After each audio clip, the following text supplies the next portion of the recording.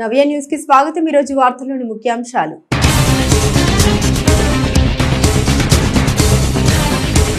చావా సినిమాపై హర్షం వ్యక్తం చేస్తూ విశ్వ హిందూ పరిషత్ నేతల ప్రదర్శన। చావా సినిమాకు మద్దతుగా సినిమా థియేటర్ వద్ద స్ఫూర్తిదాయకమైన సినిమా అంటూ విశ్వ హిందూ పరిషత్ నేతల నినాదాలు।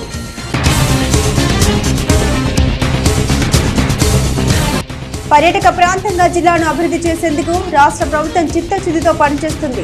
బాపట్ల జిల్లా కలెక్టరేట్లో పర్యాటక ప్రాంతంగా బాపట్ల జిల్లాను అభివృద్ధి చేసే క్రమంలో అవలంబించాల్సిన విధి విధానాలపై నిర్వహించిన సమీక్షలో పర్యాటక శాఖ ప్రత్యేక ముఖ్య కార్యదర్శి అజయ్ జైన్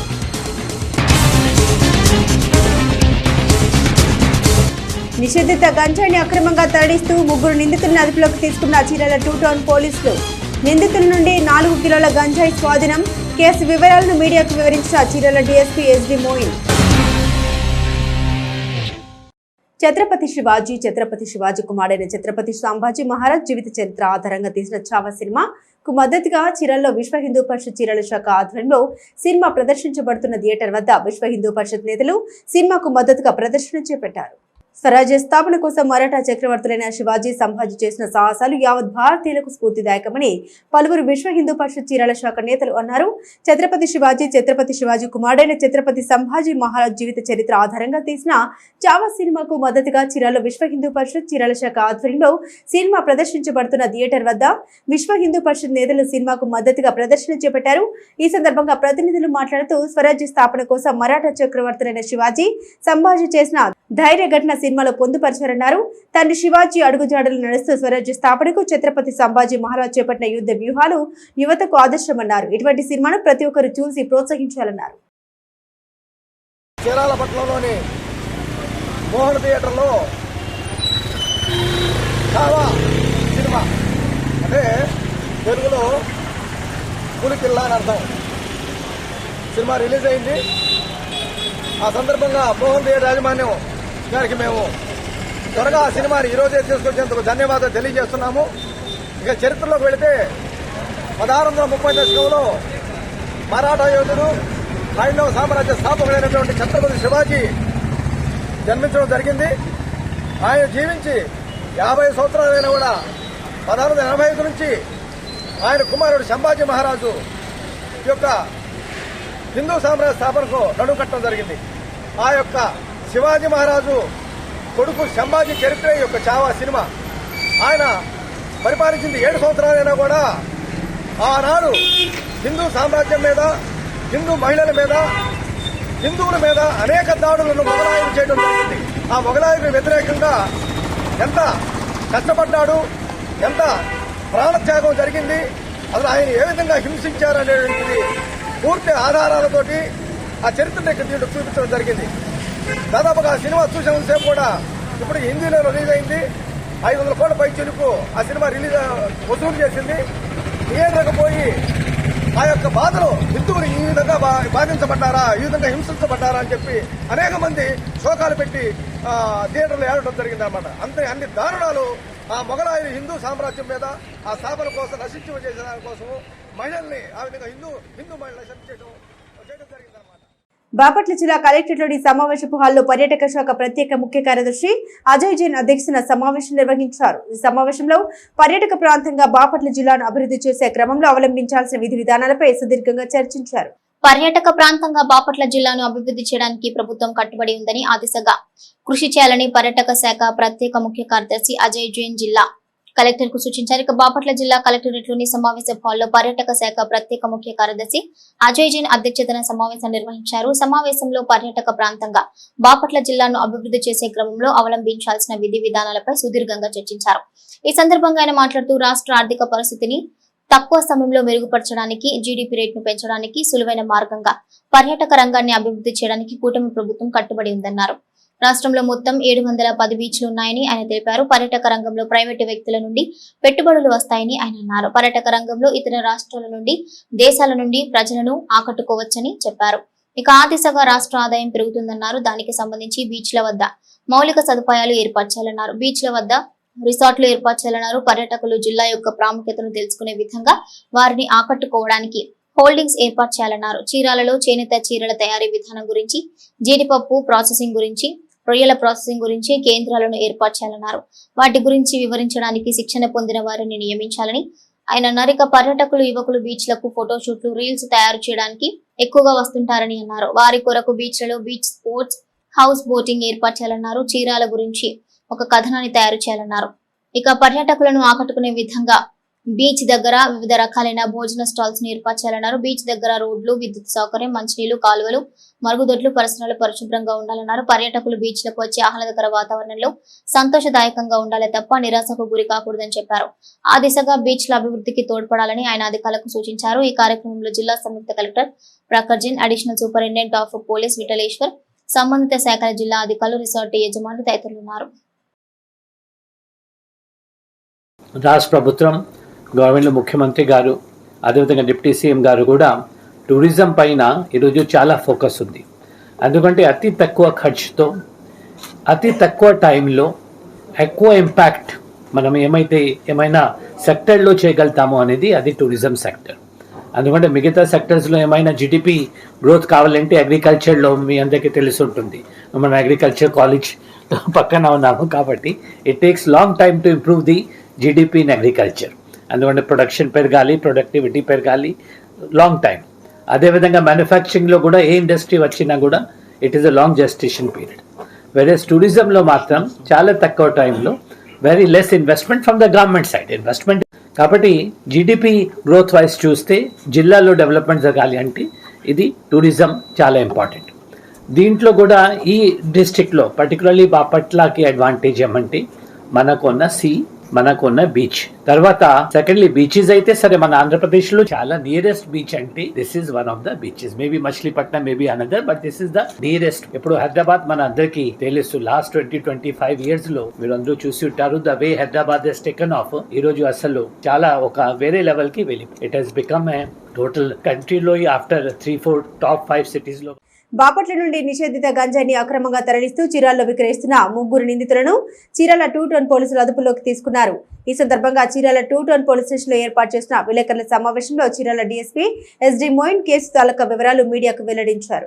బాపట్ల నుండి నిషేధిత గంజాయిని అక్రమంగా తరలిస్తూ చీరాలలో విక్రయిస్తున్న 3 నిందితులను చీరాల 2 టౌన్ పోలీసులు అదుపులోకి తీసుకున్నారు.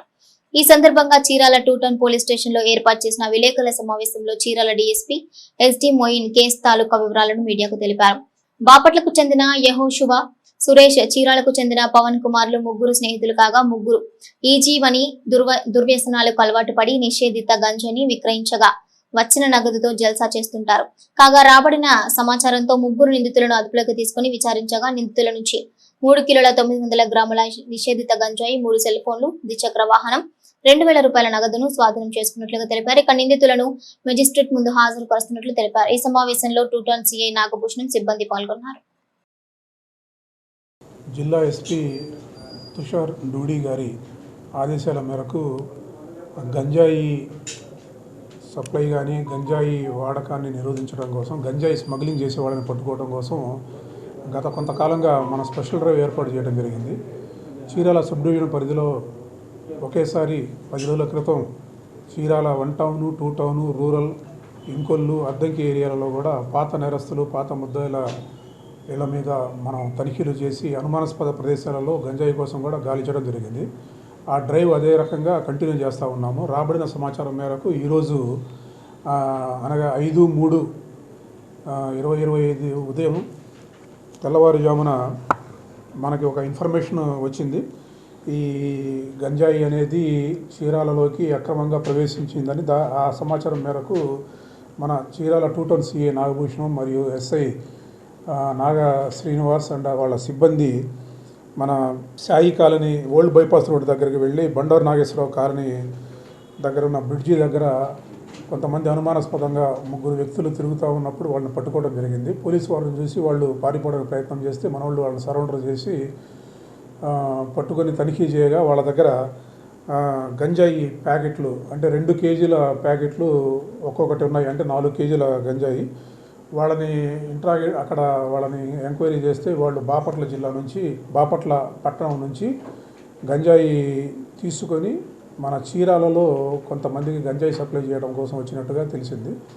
అంతటా మన చీరాల 2 టౌన్ సిఐ గారు వాళ్ళ సిబ్బంది ఎంఆర్ఓ గారి సమక్షంలో పంచనామా నిర్వహించి వాళ్ళ దగ్గర నుండి 4 కేజీల గంజాయి ప్యాకెట్లు, అట్లాగే 3 సెల్ ఫోన్లు, 2000 రూపాయల క్యాష్, అట్లాగే ఒక హోండా స్కూటీని స్వాధీనం చేసుకోవడం జరిగింది. ఈ అప్రమత్తంగా ఉండి గంజాయి స్మగ్లింగ్ని నిరోధించిన మన చీరాల 2 టౌన్ సిఐ, ఎస్ఐ మరియు సిబ్బందిని జిల్లా ఎస్పీ తుషార్ రెడ్డి గారు అభినందించి చరిత్రలో నేటి ముఖ్యమైన ఘటనని ఓసారి చూద్దాం.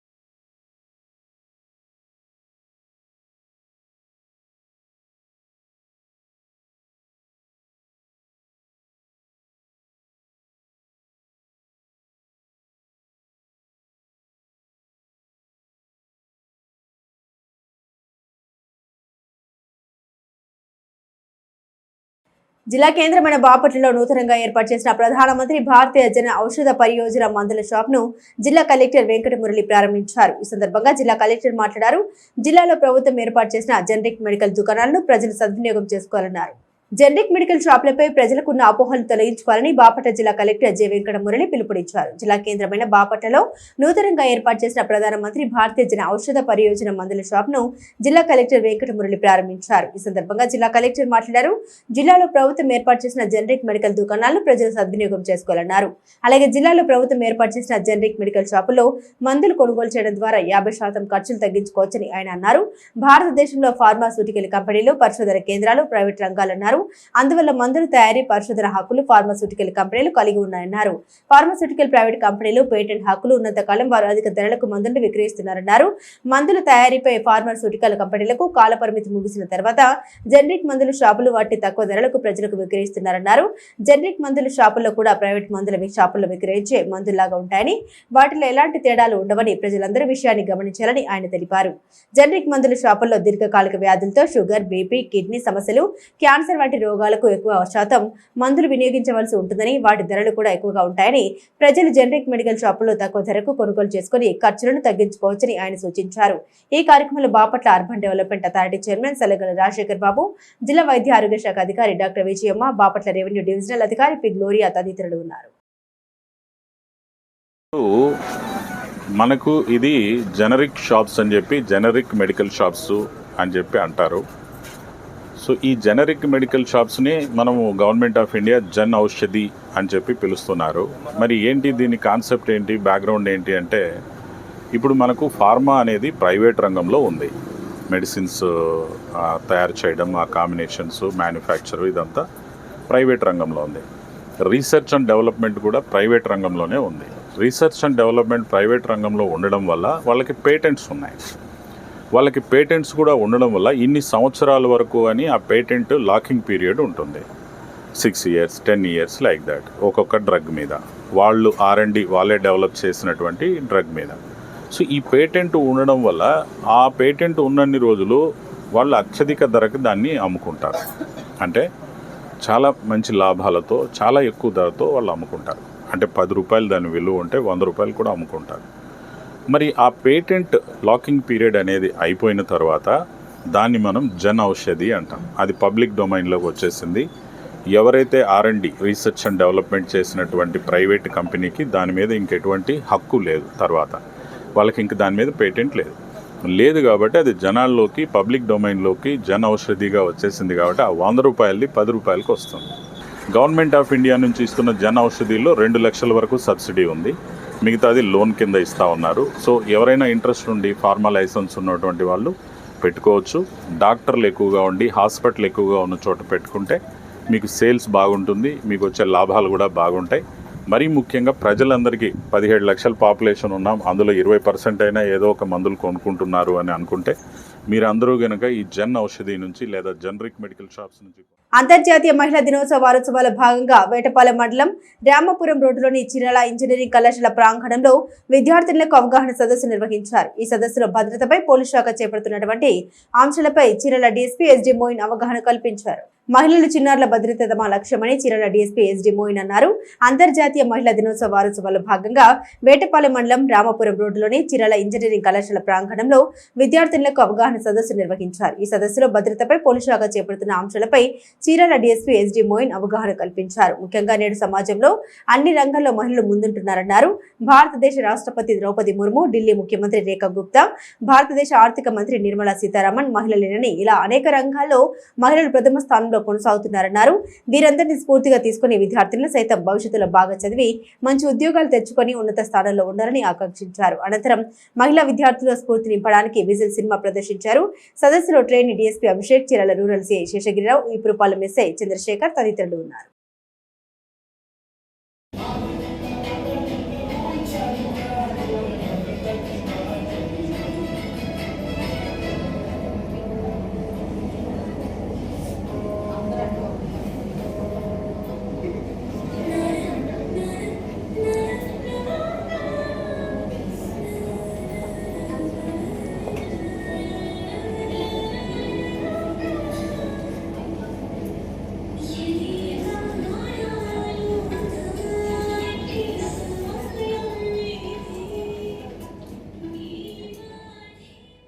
నేటి వాతావరణ సమాచారాన్ని ఒకసారి పరిశీలిద్దాం.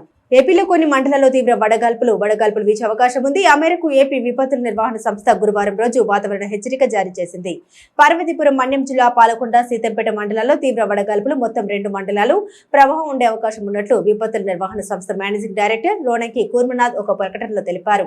అలాగే శుక్రవారం రోజు ఏపీలో 84 మండలాల్లో వడగాల్పులు వీచే అవకాశం ఉందని తెలిపారు. వార్తల్లోని నేటి అంతర్జాతీయ, జాతీయ, రాష్ట్ర ముఖ్యమైన అంశాలను ఒకసారి పరిశీలిద్దాం. బిలియనియర్ ఎలన్ మస్క్ చెందిన స్పేస్ ఎక్స్ సంస్థ 8వ స్టార్షిప్ మెగా రాకెట్ వ్యవస్థను పరీక్షించింది. గురువారం రాత్రి జరిగిన ఆ పరీక్షలో స్టార్షిప్ రాకెట్ పేలిపోయింది. కానీ స్పేస్ ఎక్స్ సంస్థ స్వల్ప లక్ష్యాలు సాధించింది. రాకెట్ కు చెందిన బూస్టర్ ను విజయవంతంగా లాంచ్ టవర్ కు తీసుకురాగలిగింది. స్టార్షిప్ వ్యోమనౌక పేలిన దృశ్యాలు వీడియోకు చిక్కాయి. కొందరు సముద్రం నుండి, కొందరు విమానాల నుండి ఆ వీడియోలు తీశాయి. ఆ వ్యోమనౌక శకలాలు బహమాస్ లో పడినట్టు గుర్తించారు. అయితే స్టార్షిప్ పేలిన సమయంలో ఫ్లోరిడా నుండి విమాన రాకపోకలకు అంతరాయం ఏర్పడింది. కొన్ని విమానాలను నిలిపివేశారు. భారత ప్రధానమంత్రి నరేంద్ర మోదీ కేంద్ర పాలిత ప్రాంతం దాద్రా నగర్ హవేలీలో పర్యటించారు. ఈ సందర్భంగా 2580 కోట్ల అభివృద్ధి పనుల్ని మోదీ ప్రారంభించారు. సిల్వాసాలో 460 కోట్ల నిధులతో నిర్మించిన నమో ఆసుపత్రిని ప్రారంభించారు మోదీ. ఈ ప్రాంతంలో ఉన్న ఆదివాసులకు నమో ఆసుపత్రి ఎంతో ఉపయోగకరంగా ఉంటుంది. దాద్రా నగర్ హవేలీ చేరుకున్న ప్రధాని మోదీకి ప్రజల నుండి అపూర్వ స్వాగతం లభించింది. సిల్వాసాలో ప్రధానమంత్రి మోదీ కేంద్ర పాలిత ప్రాంతం కోసం 2580 కోట్లకు పైగా విలువైన అనేక అభివృద్ధి ప్రాజెక్టులను ప్రారంభించారు. అనంతరం నమో ఆసుపత్రిని ప్రధానమంత్రి ప్రారంభించారు. ప్రభుత్వ విభాగాలు, సంస్థల్లో కొత్తగా నియమితులైన వారికి నియామక పత్రాలను కూడా అందించారు. విద్యార్థులు వేసవి సెలవుల కోసం ఎంతగానో ఎదురు చూస్తున్నారు. తెలుగు రాష్ట్రాల్లో ఈ నెలలో ఒంటిపూట బడులు ప్రారంభం కానుండగా వచ్చే నెల నుండి వేసవి సెలవులు ఉండనున్నాయి. వెలువడుతున్న వివిధ నివేదికల ప్రకారం సుమారు 45 రోజులకు పైగా పాఠశాలలు మూసి ఉంటాయి. అయితే ఏపీలో ఏప్రిల్ 24వ తేదీ నుండి విద్యార్థులకు వేసవి సెలవులు ఉండనున్నాయి. తిరిగి జూన్ 12వ తేదీ నుండి తరగతులు ప్రారంభం కానున్నట్లు తెలుస్తుంది. 2024-2025 విద్యా సంవత్సరానికి సంబంధించిన విద్యా క్యాలెండర్ ప్రకారం రాష్ట్ర వ్యాప్తంగా పాఠశాలలు 45 రోజులకు పైగా మూసి ఉండనున్నాయి. అయితే ప్రభుత్వం అధికారికంగా ఇంకా వెల్లడించలేదు. ఉష్ణోగ్రతలు వేగంగా పెరుగుతున్నందున విద్యార్థుల భద్రత కోసం అధికారులు ఈ షెడ్యూల్ నిర్ణయిస్తారు. ఈ వేసవి చాలా తీవ్రంగా ఉంటుందని వాతావరణ నివేదికలు సూచిస్తున్నాయి. జపాన్ చెందిన ప్రసిద్ధ ఆటోమొబైల్ కంపెనీ టయోటా ఈ కంపెనీ తయారు చేసిన కార్లకు ప్రపంచ వ్యాప్తంగా ఎప్పుడూ డిమాండ్ ఉంటుంది. టయోటా కస్టమర్ల అభిరుచులకు అనుగుణంగా కొత్త మోడల్స్ ను మార్కెట్లోకి వదులుతుంది. ఈ కంపెనీ కొత్త టెక్నాలజీ సహాయంతో కార్లను డిజైన్ చేసి తన ప్రత్యర్థులకు ఎప్పటికప్పుడు కొత్త సవాళ్లను విసురుతూనే ఉంటుంది. అలాంటి కంపెనీ భారత్ లో పాపులర్ ఆటోమొబైల్ కంపెనీ మారుతి సుజుకీతో పొత్తు పెట్టుకుంది. అప్పటి నుండి కంపెనీ వృద్ధి గణనీయంగా పెరిగింది. ప్రస్తుతం మన దేశంలో భారీ సంఖ్యలో కార్లను అమ్ముతుంది. కస్టమర్లు కూడా ఈ కంపెనీ కార్లను కొనుగోలు చేసేందుకు ఆసక్తిని కనబరుస్తున్నారు. ప్రస్తుతం భారత్ లో టయోటా కంపెనీ అమ్ముతున్న కార్లతో సగం రీబ్యాడ్జ్ కార్లే. ఛాంపియన్స్ ట్రోఫీ 2025లో భాగంగా ఈ నెల 9వ తేదీన భారత్ న్యూజిలాండ్ మధ్య ఫైనల్ మ్యాచ్ జరగనుంది. ఈ మ్యాచ్ తో ఛాంపియన్స్ ట్రోఫీ విన్నర్ ఎవరో తేలిపోనుంది. అలాగే పలు అవార్డులు కూడా ఎవరు గెలుచుకుంటారో తెలిసిపోతుంది. వాటిలో ముఖ్యంగా గోల్డెన్ బ్యాట్, గోల్డెన్ బాల్ ఉన్నాయి. గోల్డెన్ బ్యాట్ అత్యధిక పరుగులు చేసిన బ్యాటర్ కు, గోల్డెన్ బాల్ అత్యధిక వికెట్లు తీసుకున్న బౌలర్ కు అందజేస్తారు. ఈ లిస్ట్ లో New Zealand pacer man henry first place లో ఉన్నారు. హెన్రీ ఇప్పటి వరకు 10 వికెట్లు తీసుకున్నారు. ఫైనల్ మ్యాచ్ లో మరిన్ని వికెట్లు తీసుకుని గోల్డెన్ బాల్ అందుకోవాలని కసితో ఉన్నారు. ఈ ఛాంపియన్స్ ట్రోఫీలో ఒకసారి 5 వికెట్ల హాల్ కూడా సాధించారు హెన్రీ. 16వ యావరేజ్ తో వికెట్లు తీస్తున్నారు.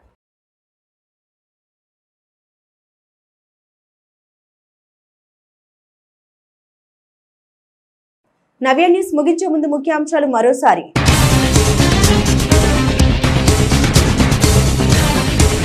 చావా సినిమాపై హర్షం వ్యక్తం చేస్తూ విశ్వ హిందూ పరిషత్ నేతల ప్రదర్శన. చావా సినిమాకు మద్దతుగా సినిమా థియేటర్ వద్ద స్ఫూర్తిదాయకమైన సినిమా అంటూ విశ్వ హిందూ పరిషత్ నేతల నినాదాలు.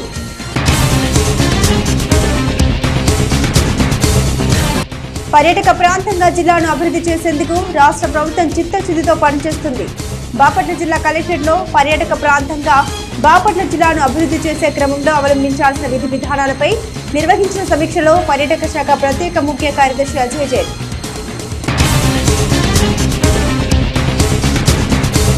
నిషేధిత గంజాయిని అక్రమంగా తరలిస్తూ 3 నిందితులను అదుపులోకి తీసుకున్న చీరాల 2 టౌన్ పోలీసులు. నిందితుల నుండి 4 కిలోల గంజాయి స్వాధీనం. కేసు వివరాలను మీడియాకు వివరించిన చీరాల డీఎస్పీ ఎస్డి మోయిన్. నవ్య న్యూస్ ఇంతటితో సమాప్తం. నమస్కారం.